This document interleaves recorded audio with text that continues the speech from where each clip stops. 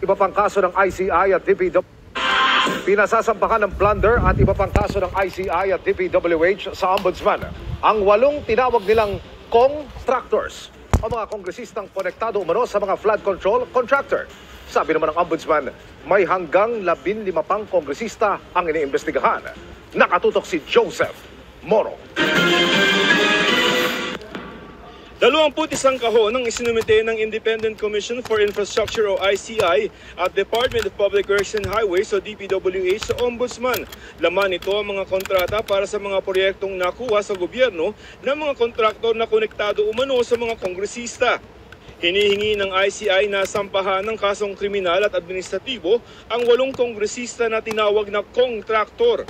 Sina dating Ako Bicol Party List Representative Saldi Co, Construction Workers Solidarity Party List Representative Edwin Garjola, Uswag Ilonggo Party List Representative James Ang, Pusong Pinoy Party List Representative Jet Misay, Bulacan 2nd District Representative Agustina Pancho, Cagayan 3rd District Representative Joseph Lara, Surigao del Norte 1st District Representative Francisco Matugas at Tarlac 3rd District Representative Noel Rivera.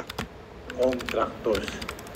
This congressman should not be engaging in private business activities that conflict with their official duties. They should not influence bids and awards.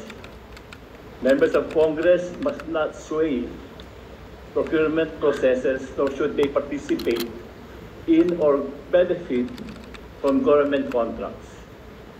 Dapat mahinto na itong kultura nagpapakontrata sa Kongreso.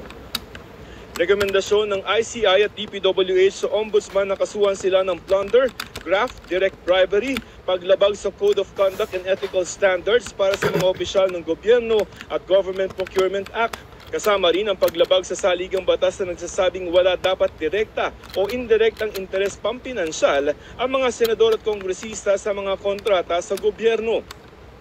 Sa investigasyon na ginawa ng ICI at DPWH, 1,300 na mga proyekto yan na nakuha ng mga pinakasuhang kongresista sa loob ng 8 taon mula 2016 hanggang 2024. Lampas 80 billion pesos ang halaga ng proyektong nakuha ng mga kumpanyang konektado sa 8 kongresista. We look at the records, we look at the contracts, be assured we are fair and we will never manufacture any evidence or come to a wrong conclusion. Sinusubukan namin kunan ng pahayag si Ko at ng iba pang kongresista. May hamon naman ng ICI at DPWH kay Ko. I think we should come here to the Philippines. Lahat tayo pwede mag-Facebook Live. Diba? Lahat, kahit sino pwede mag-Facebook Live. Ang test dyan, uuwi ba siya o hindi? Uuwi ba siya o hindi? Yun ang test dyan. Kung uuwi siya, then, sabi nga ni Pangulo, pwede tayo magharap-harap.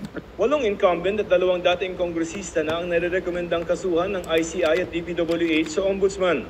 Ayon kay Ombudsman Jesus Crispin Remulla, may 12 hanggang 15 kongresista pa ang iniimbestigahan na mas mabuti raw kung magkukusa ng umamin at makipag-usap sa Ombudsman. That's what we're waiting for. At least while we're actively pursuing cases, unahan lang nila kami kasi pag kami nauna, iba na usapan niya. Hinihingi naman ng Makabayan Block sa ICI na imbestigahan ang alegasyon ni Ko na may kinalaman ang Pangulo sa budget insertions.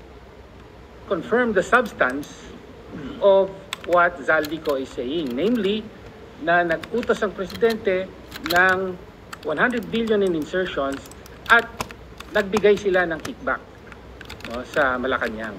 Titigil ba ang investigasyon ngayong at magko-cover up na ngayong nasa sangkot na ang Pangulo? No comment for that now. I have to also consult the other members of the commission before I give a unilateral discussion. Hinihingan pa namin ng reaksyon ang Malacanang. Pero nauna nang sinabi ni Pangulong Marcos na kahit sino naman daw ay pwede mag-online at gumawa ng kung ano-anong aligasyon. Hinamon pa niya si Ko na umuwi sa bansa at harapin ang mga kaso niya. Para sa GMA Integrated News, Joseph Morong, nakatutok 24 oras.